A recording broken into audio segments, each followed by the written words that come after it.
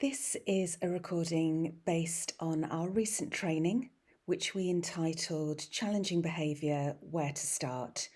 And the Early Development and Inclusion team ran this training in response to your questions about behaviour that you're finding really challenging in your nurseries, preschools, and school classrooms.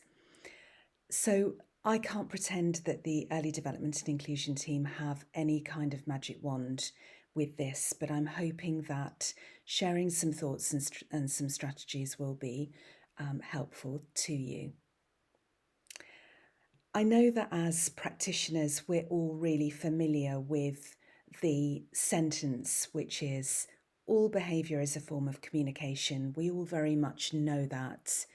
I think we're all very familiar as well with the kind of traffic light system of thinking about children in the sort of green area of the traffic lights, where they're calm, where they're best able to learn, where they're best able to be part of a group successfully. Rising to amber, where perhaps that's happening less successfully and things are beginning to speed up in the classroom. Voices are getting louder and children might be beginning to whiz around the room. Things are just feeling like they're moving faster than we want, and children are paying less attention. And then what we're often being talked to about when we come out on visits is the kind of red incidents. And these might often happen with a child with additional needs within your class, that there's been a bite, there's been a hit, there's been an upset that's really been hard to calm down. And I think you are reflecting with us that that's not necessarily just been about the child with additional needs. Maybe they've been the one to produce the red behaviour, maybe not. But it's about the temperature of the whole classroom sometimes, and that's impacting children with additional needs, but it's impacting all children and it's impacting staff.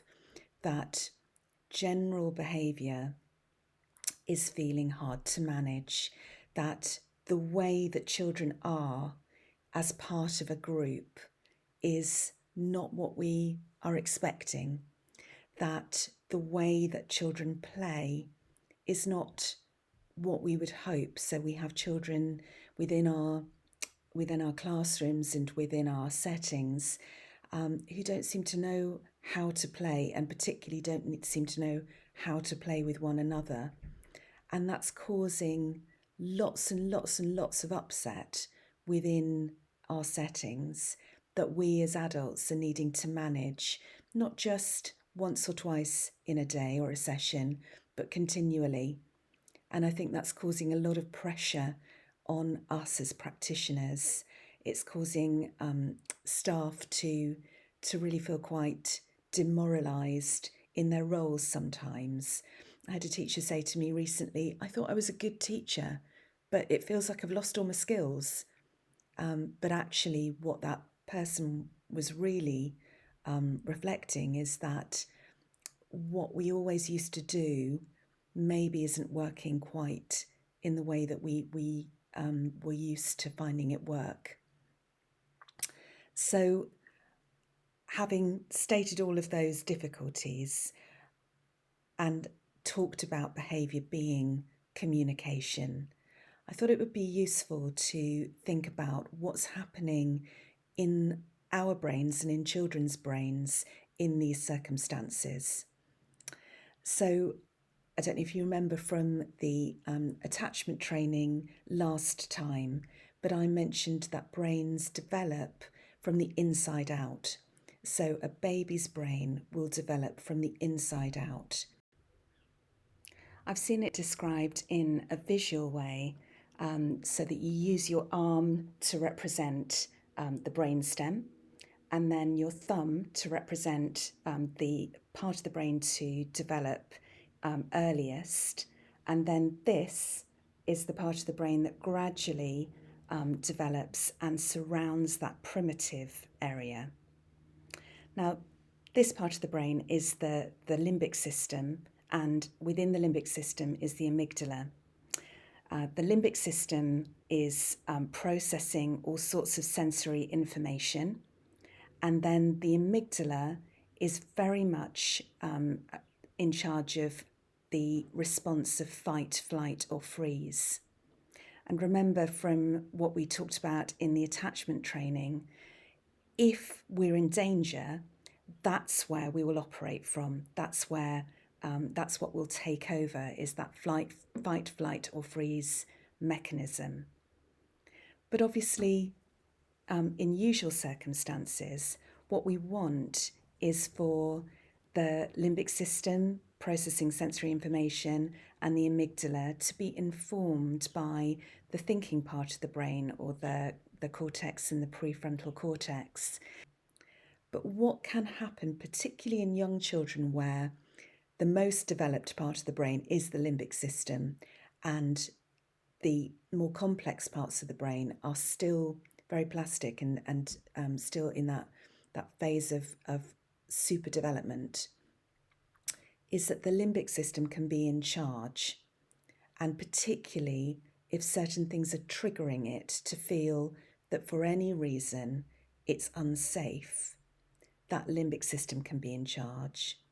And also, if a child is processing what's called a high level of arousal, so if they're feeling very excited, or their sense of smell or their sense of hearing is really triggered, then that can mean that the limbic system is very much in charge. So thinking about our settings, we need to be really considering whether children are feeling safe and whether they're being overly triggered in their limbic systems by noise, by proximity of other people and busyness, by touch, by scent, all of those aspects. So we need to be thinking about that in the context of their behaviour. Why we need to do that? Well, there's a few reasons. One reason is that if the amygdala is in charge and the limbic system is in charge, then the reasoning part of the brain, the more complex parts of the brain, has gone offline. So the way that it's been described to me, going back to the visual illustration of the brain stem, the limbic system, the amygdala, surrounded by the more complex parts of the brain where the thinking, processing, access of language and so on is taking place. In the green zone, children are able to use their prefrontal cortex and all of those more complex parts of the brain well in order to stay calm and to stay regulated. In the amber situation, where things are speeding up, a high level of arousal is taking place, maybe not just for one child but for our whole group, then flickers are beginning to occur. So I've been very much tuned in to watching for flickers. Where am I seeing children not in that calm zone but beginning to flicker out of it?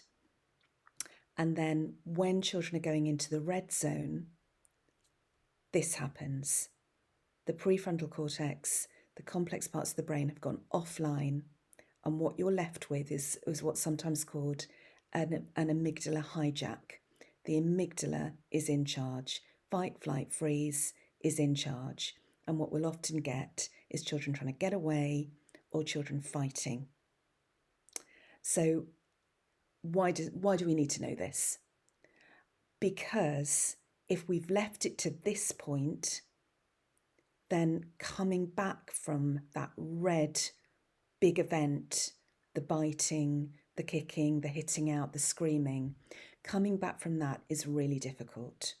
So we have to be addressing the situation when we've got this and when we've got this, and not when we've got this. We have to be proactive. We're going to be proactive in the moment. So in our settings, in our sessions, during our day, we have to be taking the temperature of our classrooms or our nursery rooms or our preschool rooms. We have our routines, we have our ways of doing things, we have our things that we have to accomplish. I recognise that. But those things are going to get hijacked by behaviour potentially, aren't they? So rather than those things getting hijacked by behaviour, can we be in charge of taking the temperature of the room? Can we be very conscious of things beginning to flicker? The arousal levels of one child, a group of children, or the whole group getting higher and faster and quicker and hotter. If that's the case, what can we do to step in? So, as I say, we've got our routines, we've got our usual ways of doing things, but actually, do we need to be really flexible? So, perhaps the whole group needs to go outside, or some of the group need to go outside. Thinking about Leslie's training on heavy work that's also on this channel, that we also covered in this training. Is that something that we need to take out of our toolbox and do with the whole group for a moment, to stop and do some heavy work with everybody? Do we need some sort of circuit breaker in that way?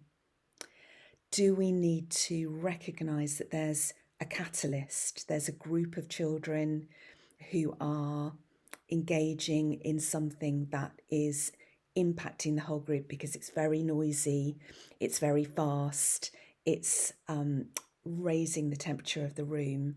So although they're choosing that, and we're very much for child-initiated play and child-initiated learning, we have to recognise that we have some children within our settings that don't know a variety of ways to play, and they may only really know about that kind of people games level and kind of very physical play, and that may be bringing up the temperature in our rooms considerably.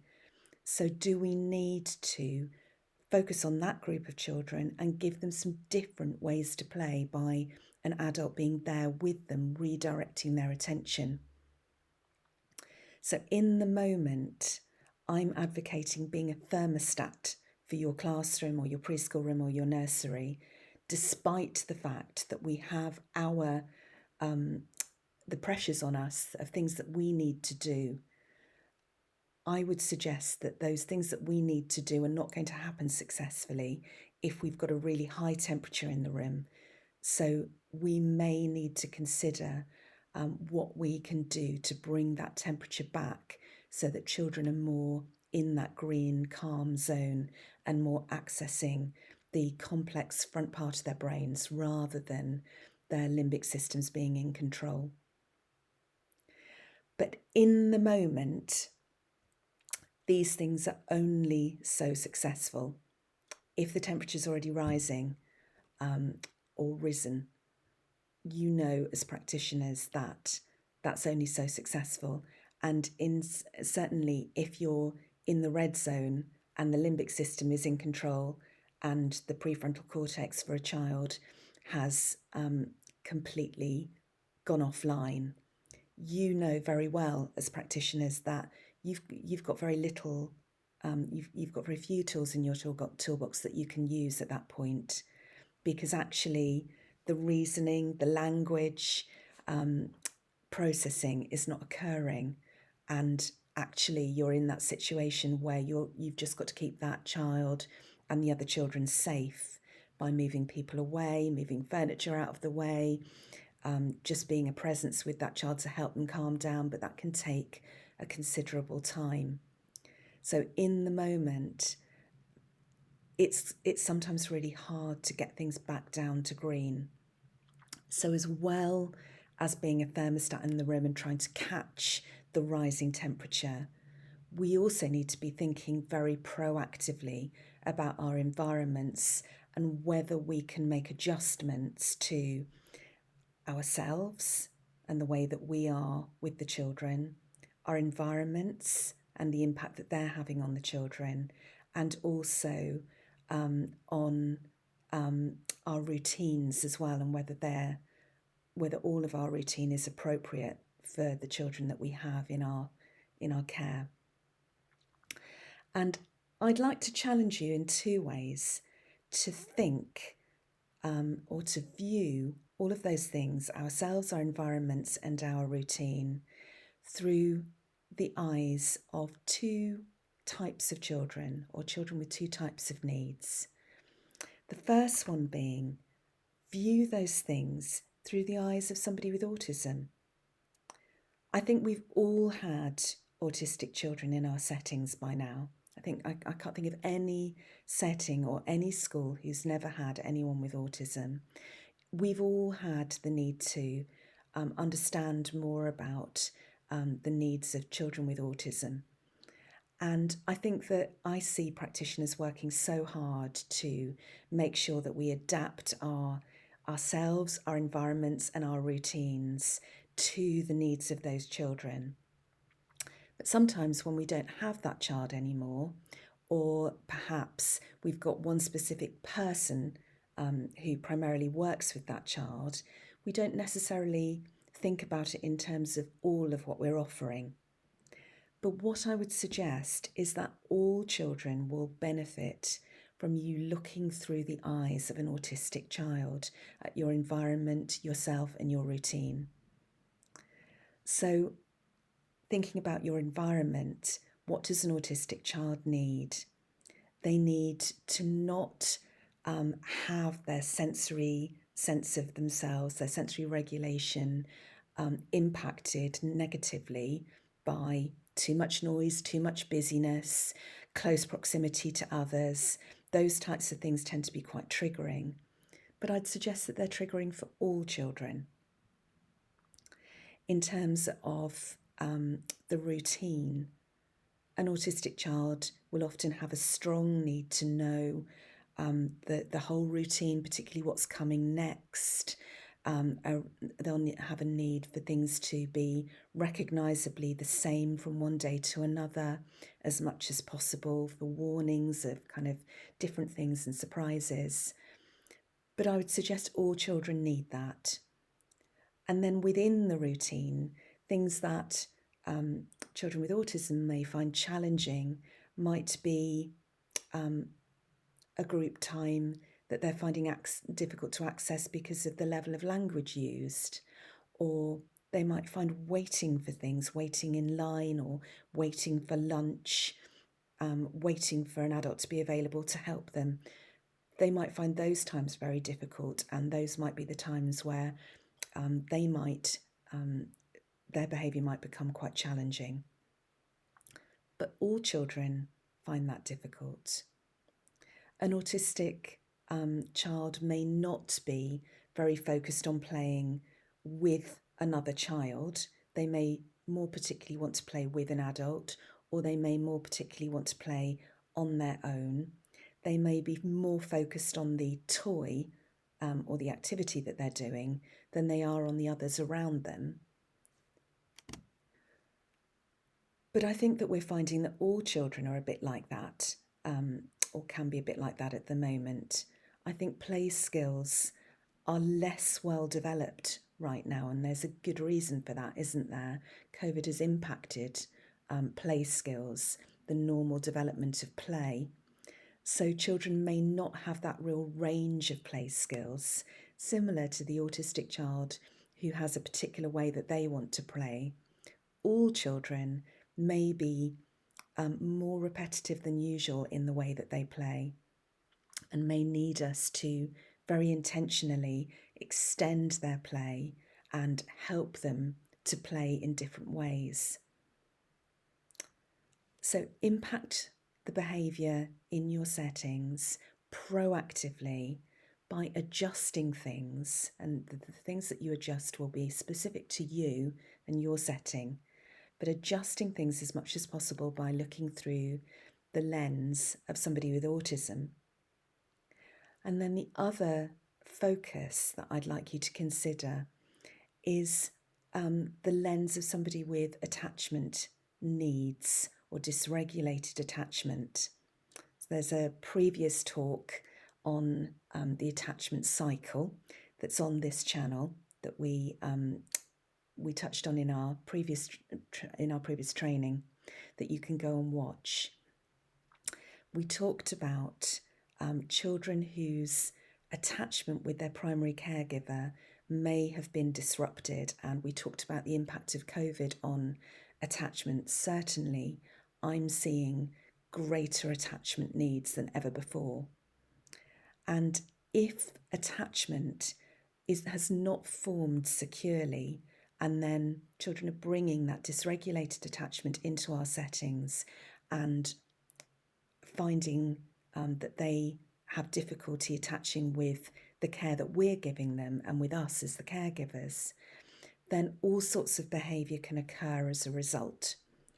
And we talked about the different attachment styles that have been recognised: secure, ambivalent, avoidant, and disorganised. Just very briefly reminding you about those. So secure is I'm okay, you're okay. So a secure attachment style is one where a child can trust that they themselves are safe and secure, and the adults are going to provide for them. The insecure attachment styles, avoidant, would be I'm okay, but you're not okay. So not trusting adults to help them, needing to do everything for themselves to fulfill their needs. And this child might be the child who is taking toys from other children repetitively, pushing other children away to get to activities because they're trying to make sure that they get what they need, and they're not trusting the structures within our settings, the adults within our settings, to provide for that.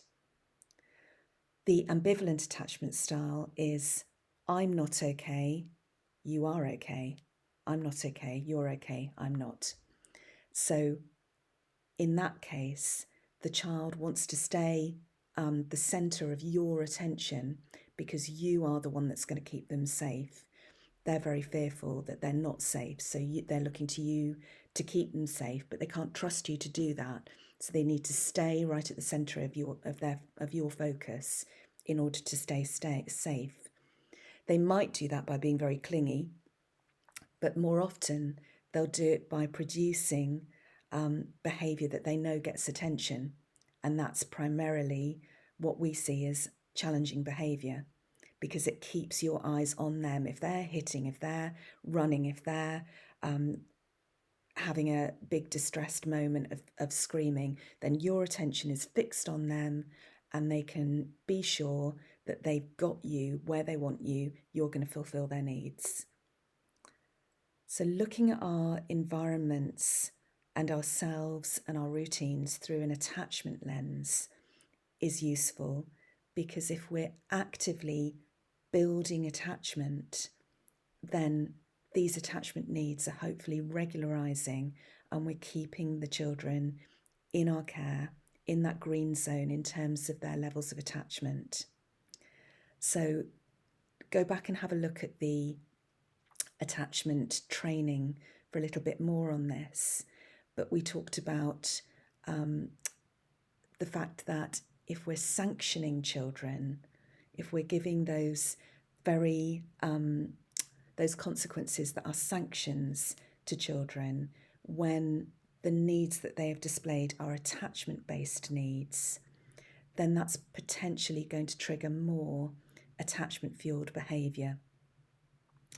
So what I would advocate is both using PACE.